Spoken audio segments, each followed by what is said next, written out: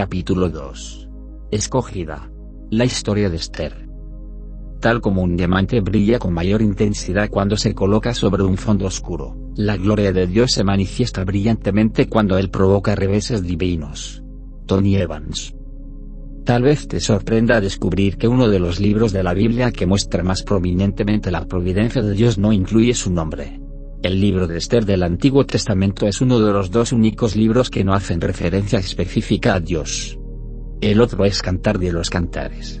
Pero toda la historia de Esther contiene la huella inconfundible de la presencia y actividad del Señor. Se trata solo de una pequeña parte de la historia más grande de Dios que abarca todo tiempo, espacio y eternidad. Pero también refleja y nos ofrece una vislumbre de esa historia mayor.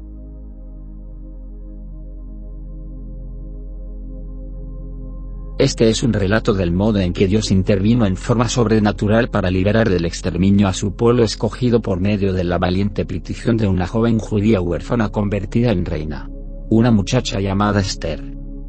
El primer versículo del libro nos dice que estos hechos tuvieron lugar en los días de Asuero, Esther 1:2.1. También conocido como Jerjes, este rey persa reinaba sobre un imperio mundial con fronteras que abarcaban desde la India hasta Etiopía, 1:2.1.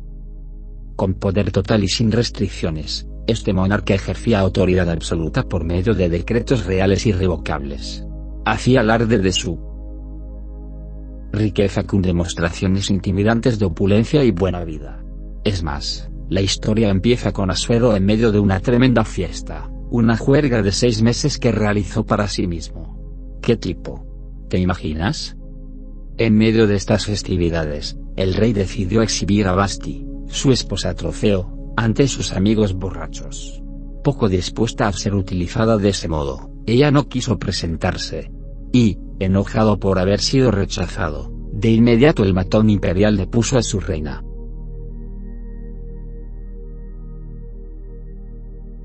Asuero era el rey.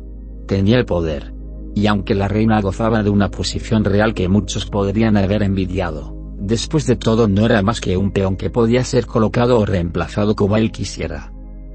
Al igual que la mayoría de mujeres de su época, y aún de la actualidad en algunas partes del mundo, ella era incapaz de controlar su propio destino.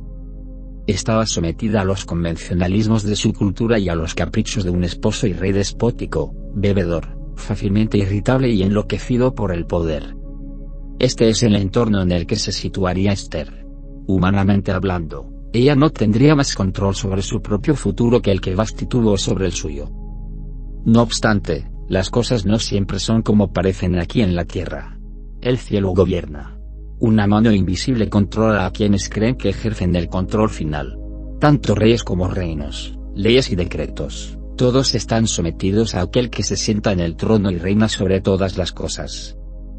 Ningún humano tiene suficiente poder para frustrar el plan de Dios.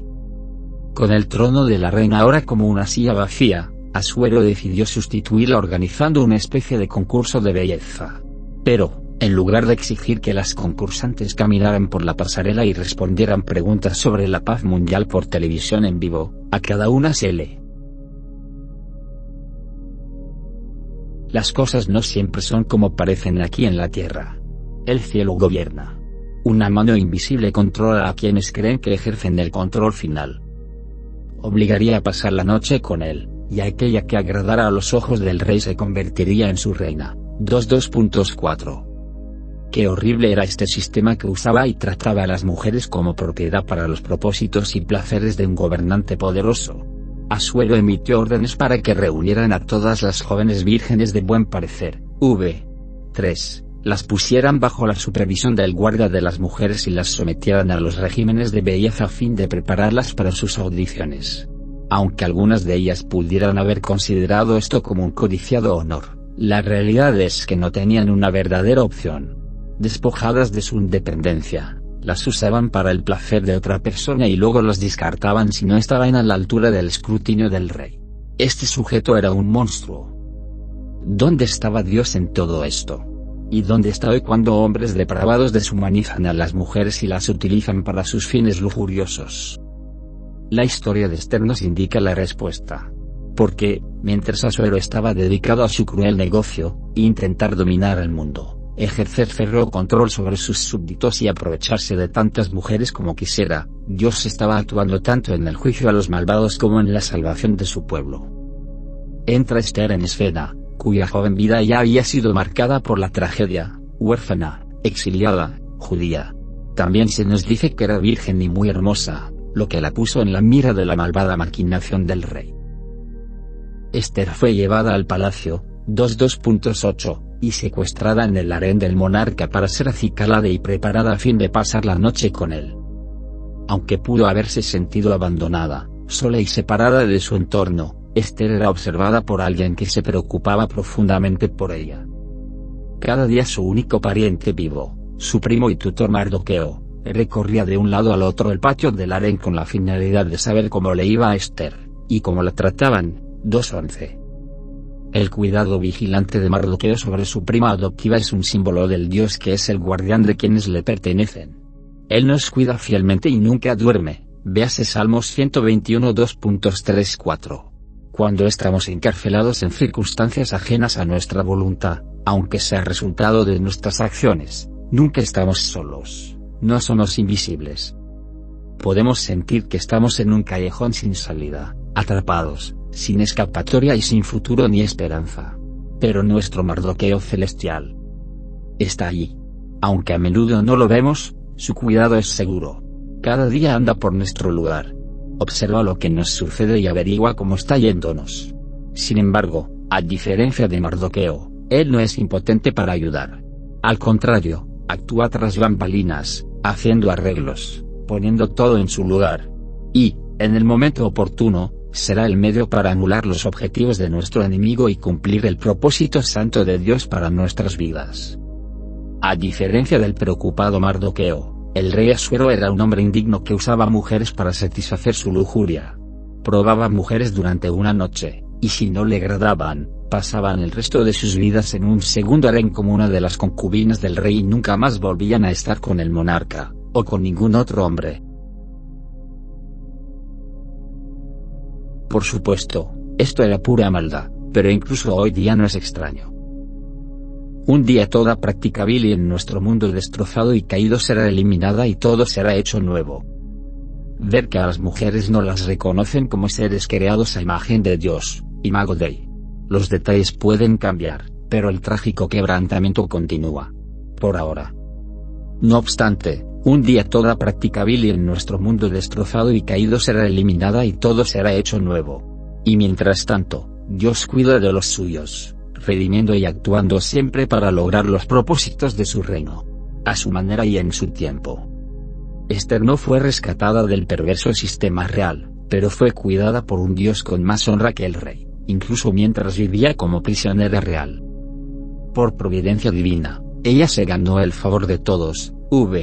15. En el harén y después delante de Asuero.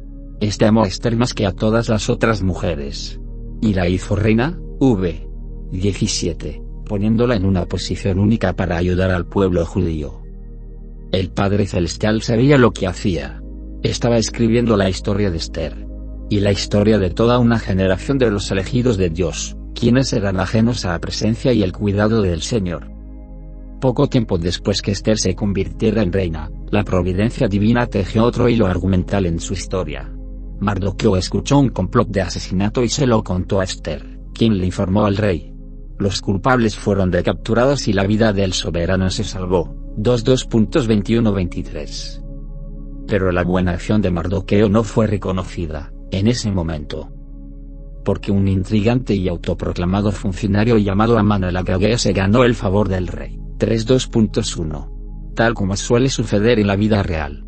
El servicio fiel no es recompensado, mientras que las personas malvadas con planes infames son honradas y exaltadas. Desde el punto de vista terrenal, Mardoqueo no era nadie en el contexto de un régimen enorme y totalitario.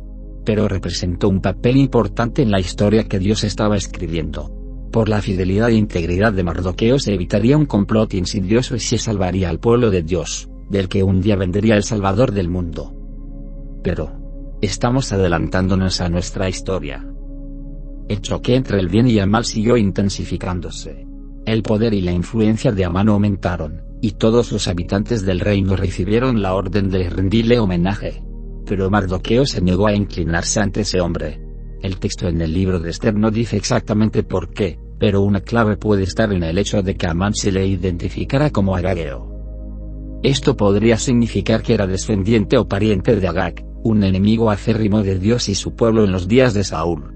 Mardoqueo pudo haberse negado a postrarse porque no estaba dispuesto a comprometer su identidad como judío.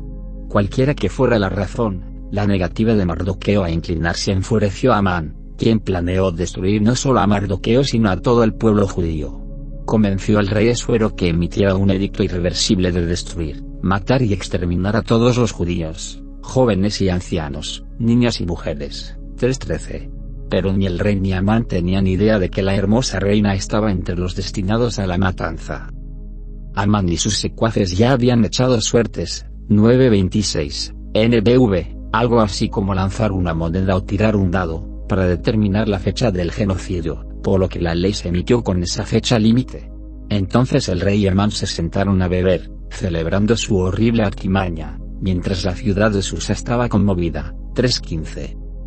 Cuando los judíos de todo el reino se enteraron del decreto del rey, hubo gran luto, ayuno, lloro y lamentación, cilicio y ceniza era la cama de muchos. 4.2.3. Es importante señalar esto porque los acontecimientos tuvieron lugar durante un bajón espiritual en la historia del pueblo de Dios. En ocasiones, el Señor usa hasta las intenciones perversas de sus adversarios con el fin de llevar a su pueblo a un lugar de humildad y desesperación, reconociendo su dependencia en Él para que los libere. Y sin duda ningún escenario podía ser más terrible y desesperanzador que el que el pueblo judío enfrentó después que Asuero emitió su decreto. No obstante, el cielo gobierna. En ese entonces y ahora, por desesperadas que puedan parecer las circunstancias, Dios está escribiendo su historia. Los reyes y hombres malvados pueden enojarse y poner en marcha sus maquinaciones, pero no pueden hacer nada que Él no permita para sus propósitos mayores. Y, cuando Dios decide hacerlo, puede deshacer todo el daño que sus enemigos intentan hacer al pueblo del Señor.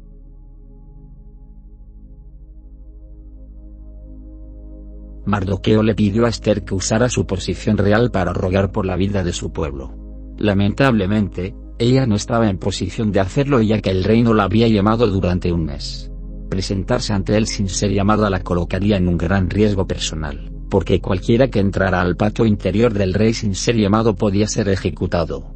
Pero Esther accedió a intentar entrar ahí, lo cual creó una oportunidad perfecta para la intervención divina. Esto vino con una sincronización exacta. Dios organizó una secuencia de acontecimientos, algunos de estos, según parece, al azar e insignificantes. El rey no podía dormir. A fin de pasar el tiempo ordenó que le llevaran un libro de los archivos reales y que se lo leyeran. El libro contenía un relato en que Mardoqueo detuvo el complot de asesinato por parte de los guardias del rey. En ese mismo instante, Amán entró con la intención de obtener la aprobación del rey para colgar a su enemigo, Mardoqueo, en una enorme horca que había ordenado construir con esa finalidad. Estas cosas no pueden inventarse. Ahora todo comenzó a cambiar tanto para Amán como para Mardoqueo. Amán, quien había supuesto que el rey quería honrarlo por encima de todos los hombres, terminó forzado a honrar públicamente a Mardoqueo, a quien detestaba y cuya destrucción había tramado. La euforia de Amán por su posición de favorito del rey se convirtió en abatimiento, y su esposa empeoró las cosas al predecir, con exactitud, que su esposo no vencería a Mardoqueo, sino que caería por cierto delante de él. 6:13. El camino estaba ahora preparado para que Esther entrara a la presencia del rey con el fin de suplicar por su propia vida y la de su pueblo, y poner al descubierto al perverso que había tramado el inicuo plan. Aquí estaba una mujer frágil situada valientemente en la corriente del plan soberano de Dios. Para esta hora, 4:14. Amán pasó rápidamente de estar intoxicado con el poder y el vino a estar aterrorizado. En un cambio dramático resultó destruido aquel que había conspirado y hecho planes para destruir las vidas de quienes se le resistían. Es más, colgaron a Amán en la horca que él había hecho preparar para Mardoqueo. 7:10. Dios reivindica a los suyos. Las palabras del salmista son ciertas. Pues de aquí a poco no existirá el malo. Pero los mansos heredarán la tierra, y se recrearán con abundancia de paz. Maquina el impío contra el justo, y cruje contra él sus dientes, el Señor se reirá de él, porque ve que viene su día. Mas los impíos perecerán. Se disiparán como el humo. Salmos 37 2.10 13, 20. Mardoqueo, una vez degradado, ahora fue exaltado por el rey. Se le otorgó autoridad para emitir un edicto contrario, otorgando a los judíos autoridad para armarse y defenderse. El mismo día en que debía llevarse a cabo el genocidio, Mardoqueo fue grandemente honrado y promovido a segundo funcionario más alto en la nación, mientras quien había intentado destruirlo fue humillado, degradado y ejecutado. Uno de los primeros actos oficiales de Mardoqueo fue instituir un festival anual para conmemorar los días en que los judíos tuvieron paz de sus enemigos, y el mes que de tristeza se les cambió en alegría, y de luto en día bueno. 9:22. Amán había maquinado destruir a los judíos. 24. Incluso había echado suertes, para determinar el día en que todo esto se realizaría. Pero los acontecimientos en esta tierra no se determinan por casualidad. Como dijo el escritor de himnos del siglo XIX, Maldiabat Kokei. El mundo entero es del Padre Celestial y nada habrá de detener su triunfo sobre el mal. De Dios el mundo es. Confiada mi alma está, pues Dios en Cristo, nuestro Rey, por siempre reinará. La historia de Esther lo revela. Nuestras historias también pueden hacerlo. El cielo gobierna.